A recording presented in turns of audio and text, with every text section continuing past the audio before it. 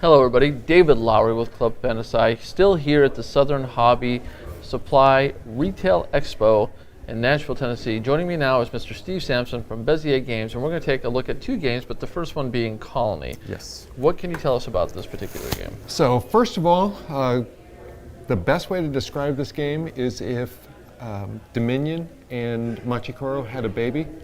This would be that baby. Okay. It looks like a deck building game, and in fact, if I can show you the inside here. Yeah. So the insert certainly looks like a deck building game. One of the things that we wanted to do is we wanted to make sure that it would fit both sleeved and unsleeved cards. So these are all sleeved. I've got unsleeved out here for the gameplay. Sure. But the insert has been designed to fit both of them. It has a little guide to let you know what is where, and this pops out. So it's got nice storage in there. We really have thought that one through. Yes, we've thought it through. We're fans of good inserts, and so we wanted to make sure we did a good job with it. But even though it looks like a deck building game, it isn't. It is a, let's see, I would say it's an engine building game, a tableau building game. The way that it works is everyone is going to start with their own set of these four buildings, these four cards down at the bottom: warehouse, construction, supply exchange, and upgrade.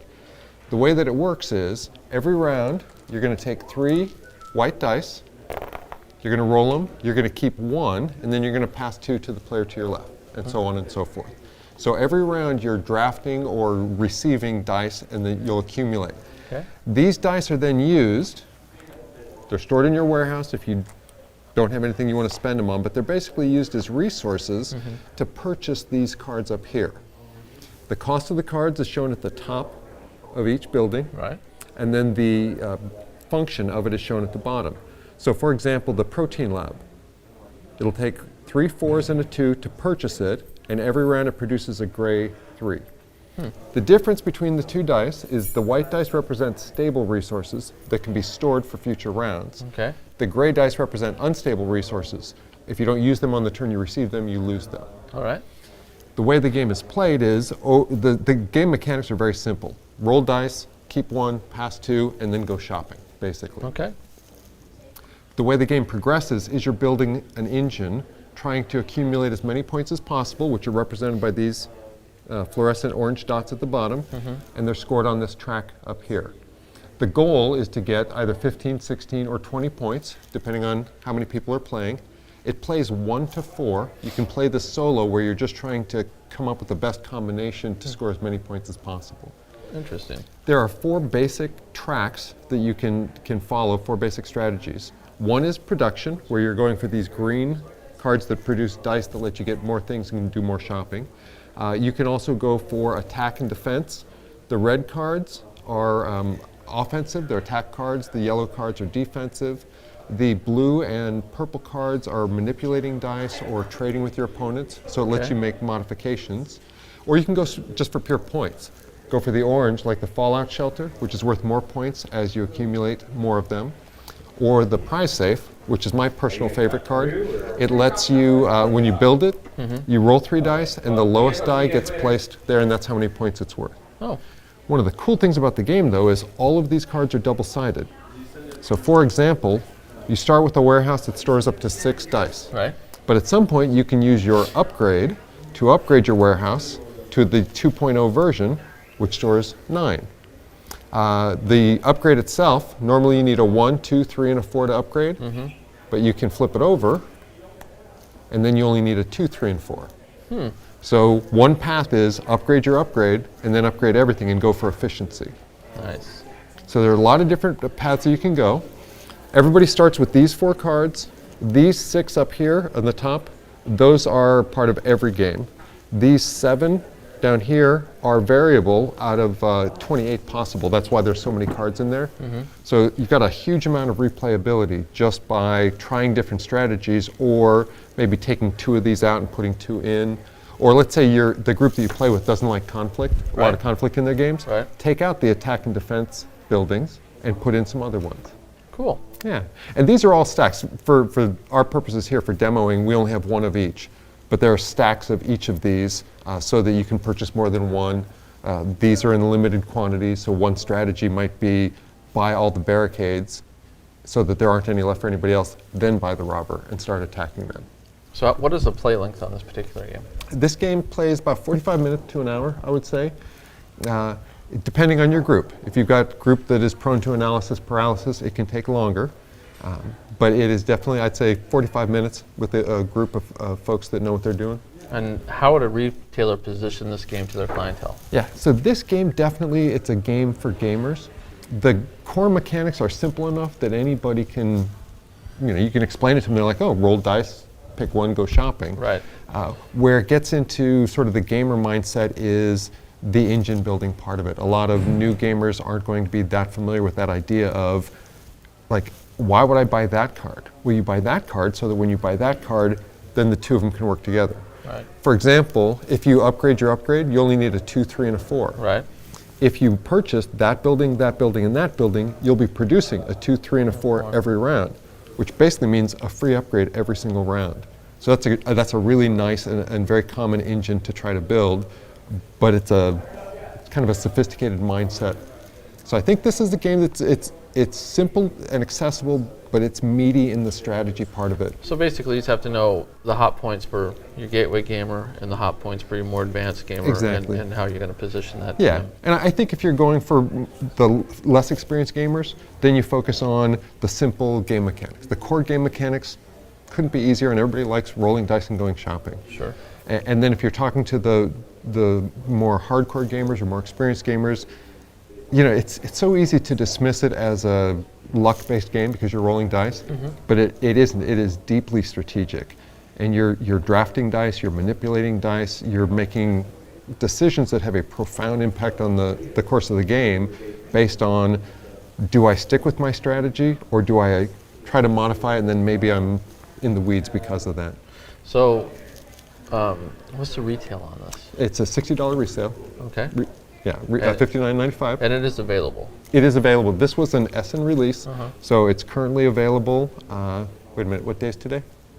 The 6th. The 6th. Well, technically the 7th now. Yeah, the 7th. So the street date is the 9th, so day after tomorrow. Okay. It'll be available. Awesome. Yep. And they can find out more at Beziergames.com. Right, or southernhobby.com. Absolutely. All right, so now you have something else that you want I to do, show. something completely different. Okay.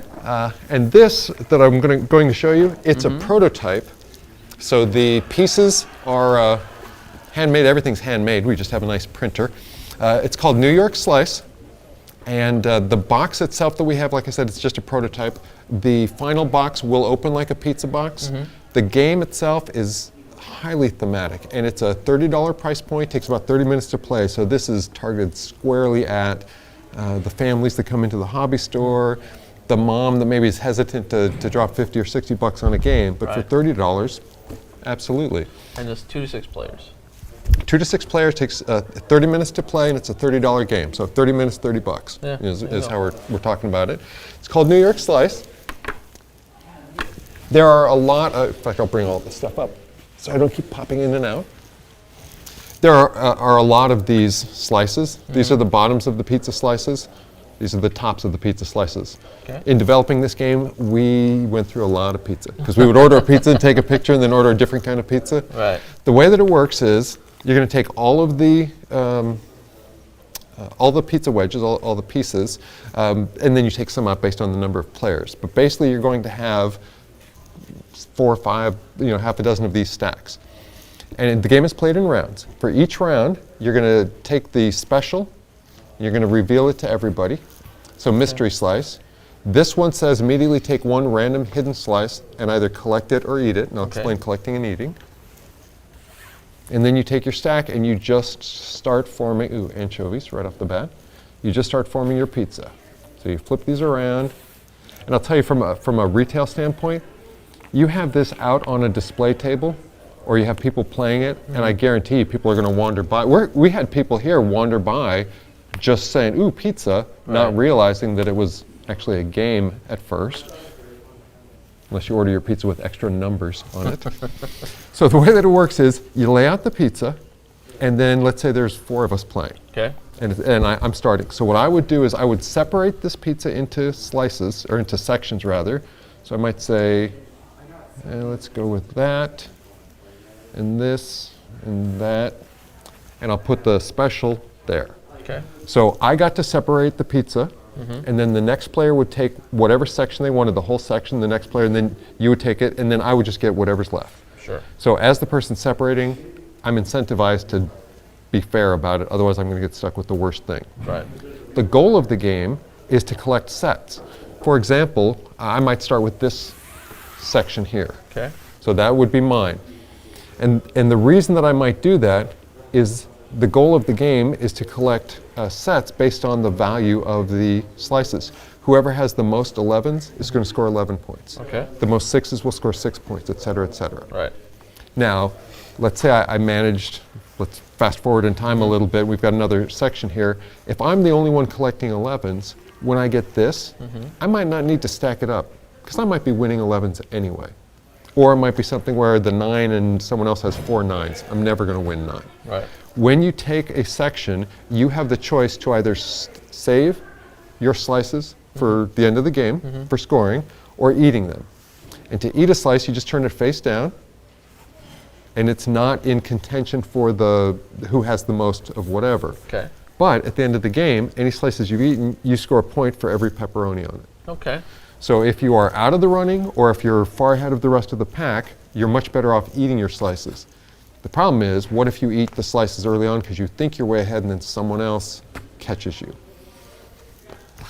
So that's the basic game. We love the theme so much. We love pizza so much. This is, obviously it's a prototype still, but this is the rule book.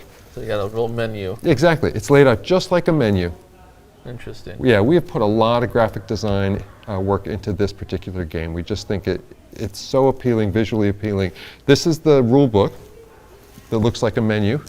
And then this is going to be in the finished product, this is going to be an actual pad. As it is, we just have the stacks. But this is the scoring pad that looks like a guess check. So you just put people's initials in there, and then whoever has the most 3s, we circle the 3, the most 4s, we circle the 4s. Sure. And then we've got different specials and some other factors as well. So really, really thematic. Oh, I can't think of any game that I've seen that was more, I mean, there's some great thematic games, but where the components Everything were about it tied in is- so yeah. tightly. So now this is going to be released hopefully when? January, it'll be a January release. Okay, and Yeah, you we said don't it have the was how exact much? date yet. $30? $30, yeah. Awesome. Yeah. Now, if they want to find out more, is there anything on the website that they can go look at? You know, I'm not sure what we've got on the website yet about New York Slice. I do know that it's a January release. I know we're demoing it. It's been thoroughly play tested. It's one of the things we try to do is we have a lot of blind remote play testing. We've got folks that we've worked with, play groups that we've worked with for many of our games. So the word is definitely out about it, but I don't know how much we've got on our website. So that just means you have to follow their social media accounts at Bezier.com to stay in touch and find out what is going on with this particular Exactly, exactly. Bezier Games on Twitter, Facebook, anything like that. All right.